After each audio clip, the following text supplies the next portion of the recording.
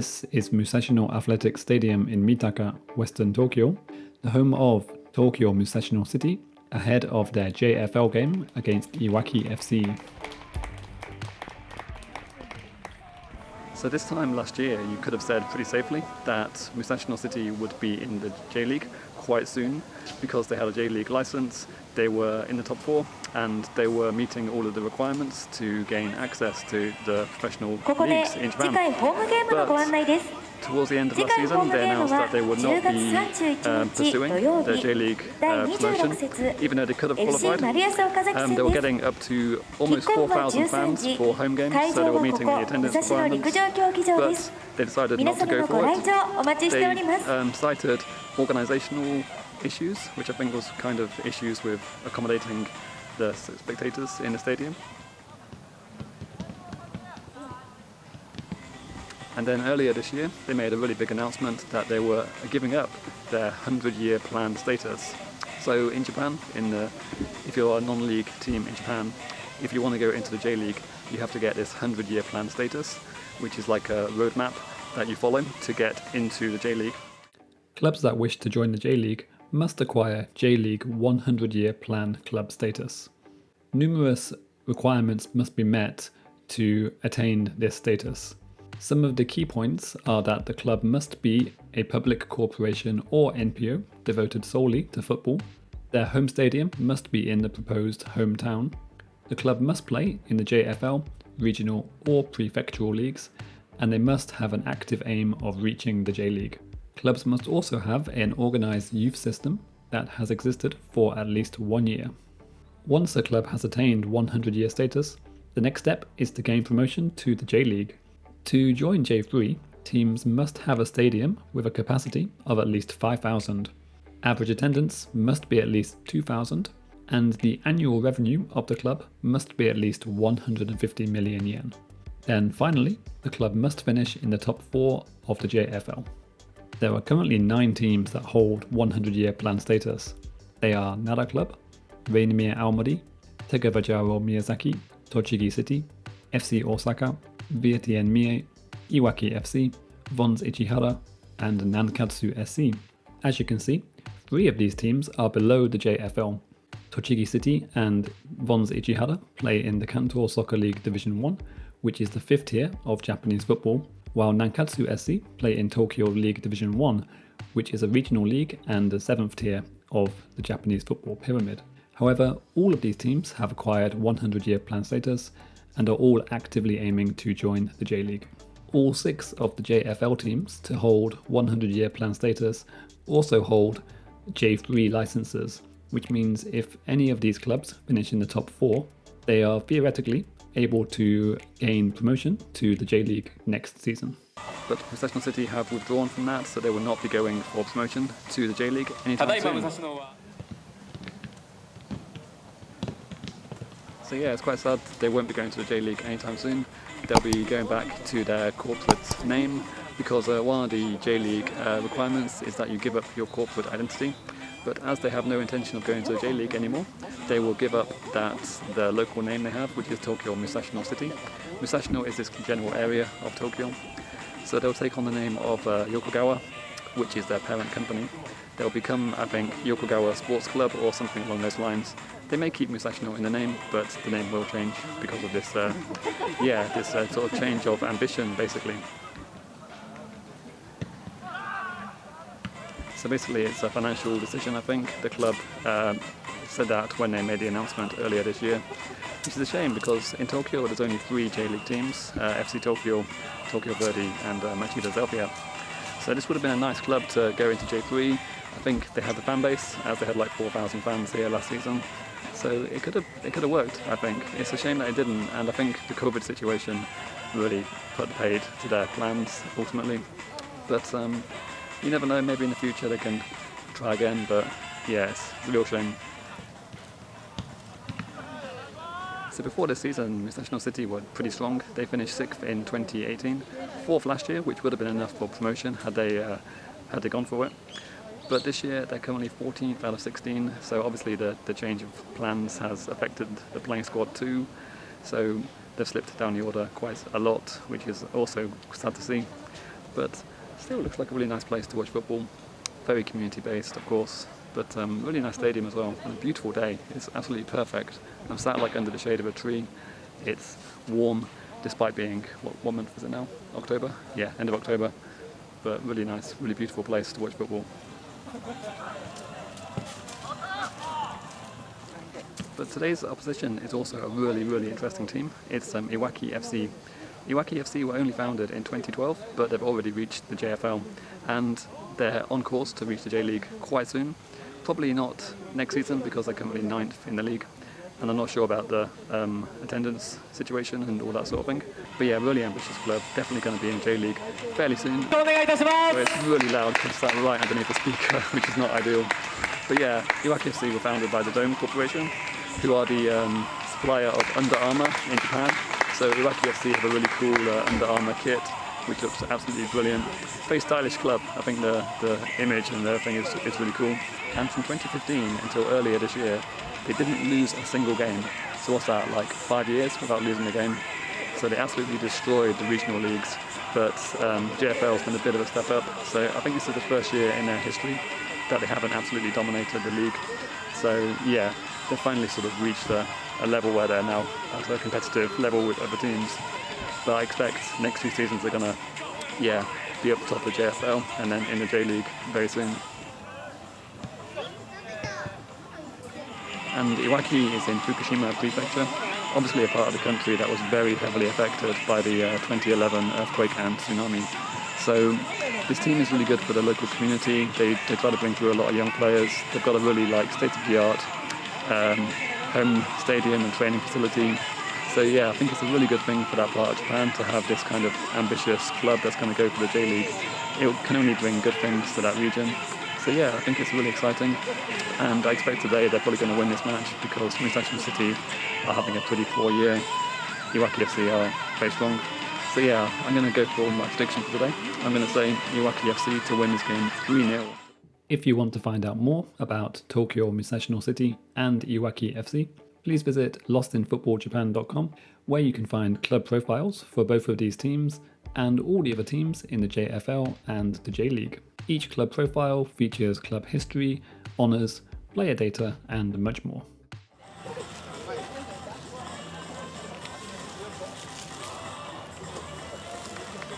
白のユニフォームがいわき FC、そして青のユニフォームが我らが東京武蔵野シティフットボールクラブです。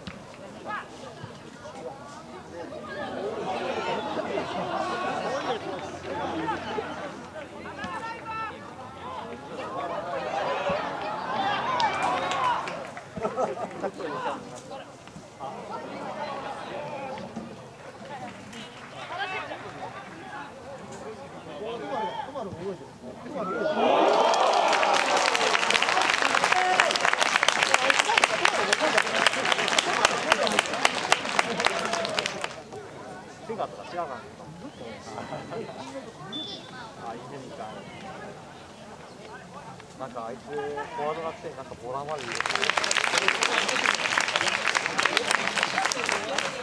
So half time, it's 1-1. I've gone for the grass bank in the second half because it's sunny and winter is coming, so I want to get as much sun as possible before winter, basically. But yeah, really good game. Iwaki FC look a lot more like a technical team, a team that has a very defined philosophy. They want to play a certain way, and they're doing that. They look good going forward, like a very organised. Everyone's sort of in the position that they expect when they play the ball. Musashino are more direct, more of a sort of traditional non-league team, even though that sounds a little bit harsh, but a lot more direct. But Iwaki FC took the lead with a penalty. Then the free kick for the equaliser from Musashino City looked like possibly the best free kick I've ever seen in my life. I need to see the replay, but he absolutely smashed it in. But yeah, really nice place to watch football. The second half should be nice. I'll sit on a grass bank and relax. So let's see what happens in the second half. Currently Musashino City 1, Iwaki FC 1.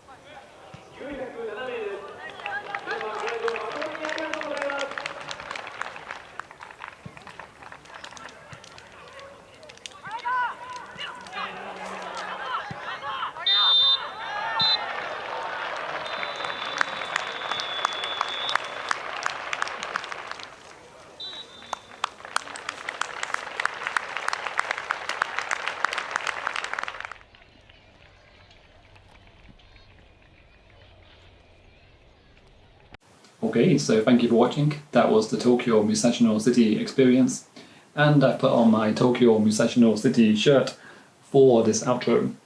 I really like the colours of this shirt, although it is a little bit Torquay United, which is difficult for a Plymouth Argyle fan, but yeah, still pretty cool. I do like the design. This is not the newest shirt, this is a few years old, but yeah, I like it a lot. And the Iwaki FC shirt is also very cool. You can see they have the kind of the stripe, the Iwaki, this is the actual Iwaki area in the badge, and the Under Armour sponsorship. So yeah, very cool club as well, very cool shirt design. This again is not the newest shirt, but I still really like the colour and design. And back to the Musashino City shirt to round up the Musashino City experience. I love that stadium, first of all. I think it's fantastic. The grass bank, perfect, especially when it's sunny. Love the old scoreboard that they had to manually update, perfect. Running track, bit of a problem, but that's something that is quite common in Japanese football, having a kind of multi-purpose stadium. But a really interesting match as well. It was a real battle of styles in that game. Musashino City much more direct, Iwaki FC much more technical and intricate. But yeah, Musashino City came out on top. But I think Musashino City's experience really showed in that match. The JFL is quite tough, it's quite physical, and Iwaki FC have had, like 5 or 6 years of going through regional leagues where they were far and away the strongest team. Maybe they're not used to this kind of physical battle so much against teams that know the league very well, who've got a lot of experience. And I think it maybe showed a little bit in that game. But I'm sure Iwaki FC will be in the J.League sooner rather than later. So do keep an eye out for them, because they'll more than hold their own in J3. I wouldn't be surprised if they get up to J2 fairly quickly. Yeah, it's a really interesting club, and I do hope to visit sometime soon, hopefully next season. I'll take a trip to Iwaki to watch them, because it really is a very interesting story in a part of Japan that was very badly affected by the tsunami and earthquake. But yeah, thank you very much for watching. Let me know what you thought of the Tokyo Musashino City experience. What do you think of the shirt? Do you like this shirt? And what did you think of the stadium, the two teams? Yeah, anything. Share your thoughts. Anything's fine. So yeah, thank you very much. And if you enjoyed the video, please leave a like. And if you haven't subscribed, I would be really grateful if you could subscribe, and you will then not miss any more of the upcoming videos of ground hopping around Japan. So thank you very much, and I'll see you again soon.